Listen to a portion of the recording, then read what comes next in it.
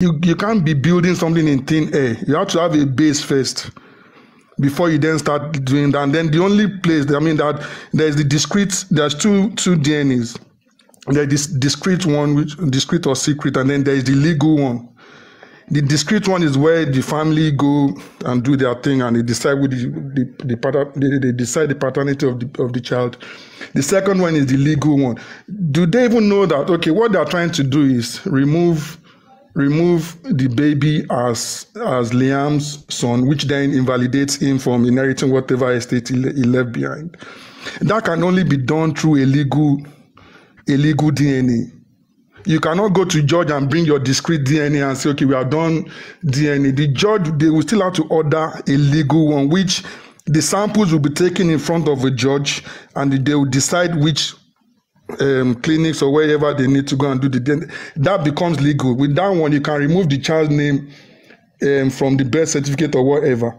You cannot do that with a discrete one, which is what they wanted, saying, okay, just come and do DNA. No, it has to be the legal, and it has to happen in front of a judge. The specimens and everything is taken in front of the judge, and then they decide that when it comes to the judge. That is a legal one. It is binding.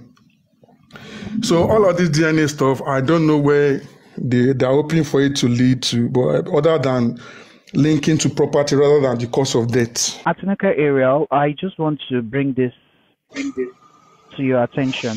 I want to bring this to your attention. Escapade was saying something earlier. He said, all what we heard today did not specify what died Imolet.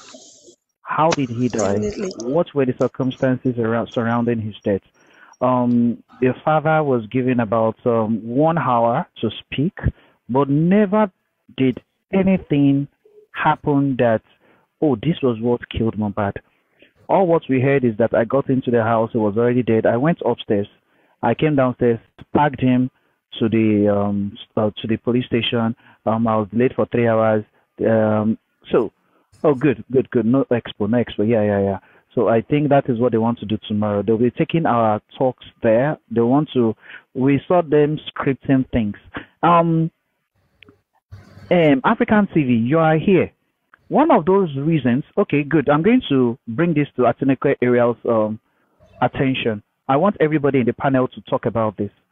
African TV is here in the comment section. He joined us, but I want to bring this to his notice.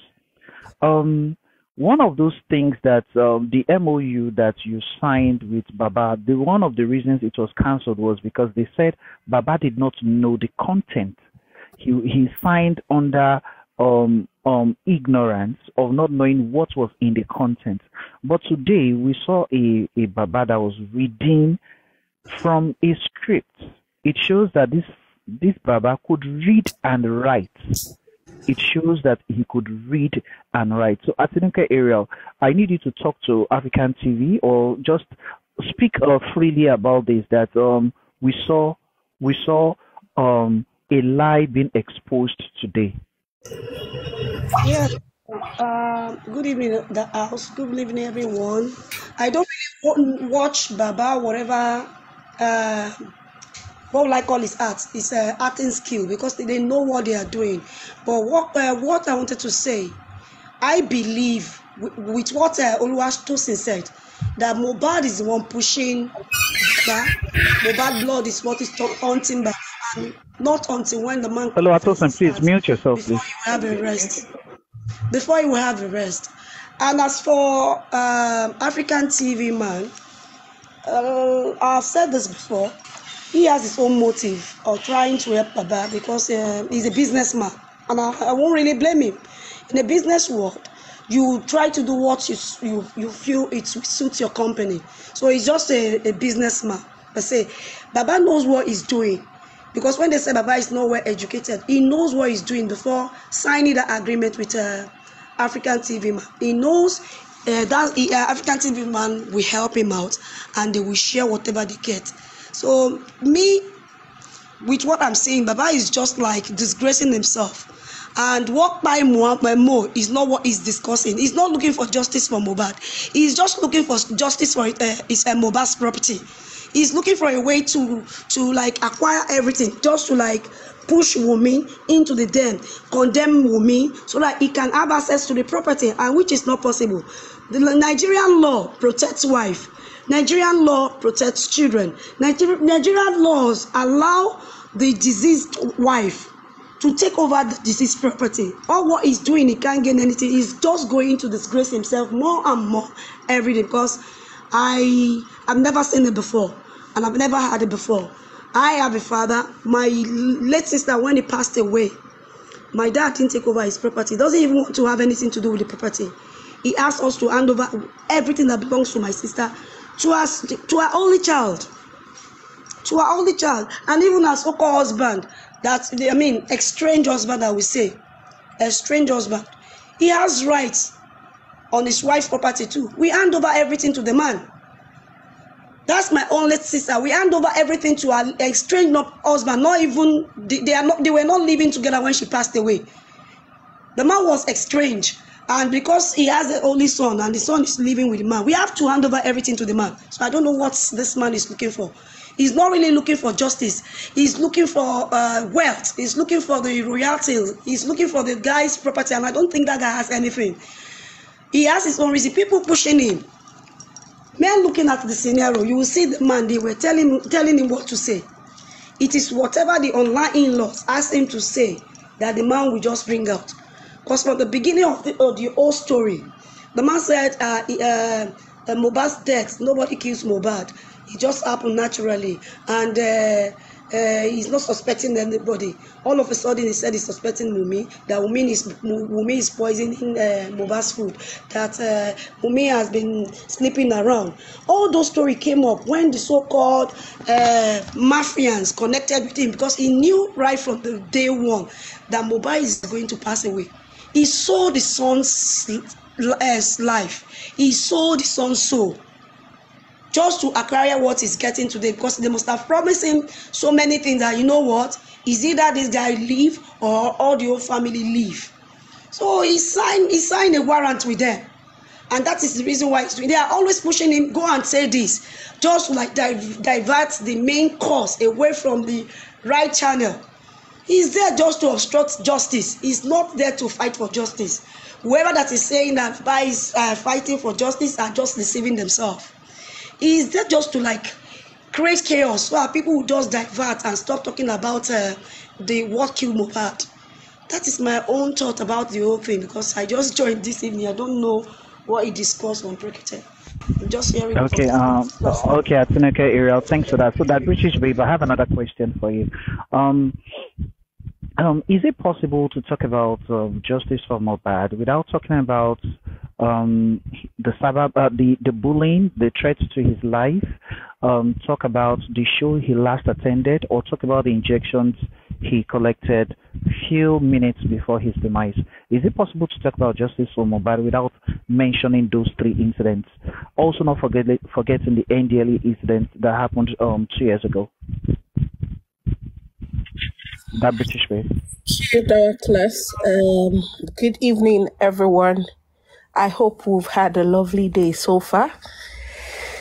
I take a deep breath. Really, as we're talking, my mind went back to Barrister Falano's petition to Mr. Joseph Aloba. And you know, I was just trying to like cast my mind back how they arrived at the conclusion that he was fighting just for property. And I didn't have to think long, as in I didn't have to think far too long. I mean, assuming we've seen him at every point, everywhere he goes, and we hear what he says when he gets there.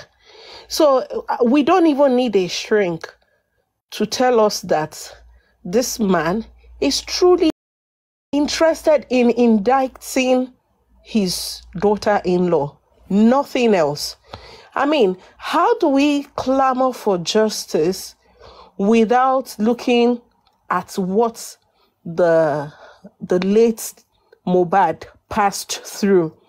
How do we talk about justice without listing, re-echoing the people that he mentioned while he was alive. I mean, we have a petition saying that, oh, these people left a threat saying that they should buy him. So, if we're talking about justice for Mohbad, we cannot ignore all those things. We cannot keep going to chase shadows. We cannot keep looking into frivolities and intangibles. I mean, all the other things they are talking about, the white cloth and the accompaniments, you get, we cannot, those are not the issues. Those are not the things that will be presented on the large scale of things. So let's even look at it at the smaller scale, like to build up the narrative. Oh, could there be a conspiracy between the nurse and whoever gave the nurse's contacts? Which is why it's only logical the police narrowed it down to the people they narrowed it down. Because if we are going to follow the logical sequence of things, oh, he was assaulted, bullied by these two people, they were arrested. Josie is on. Okay. Oh, I think I should let's hear that. Let's hear that. Douglas, what do you think? Well, it's not going to really change what's going to happen tomorrow. Let's just stay for a few minutes and we'll see. Yeah, and still the old talk. We should just go on with our discussion, please. Yeah. Alisa, mo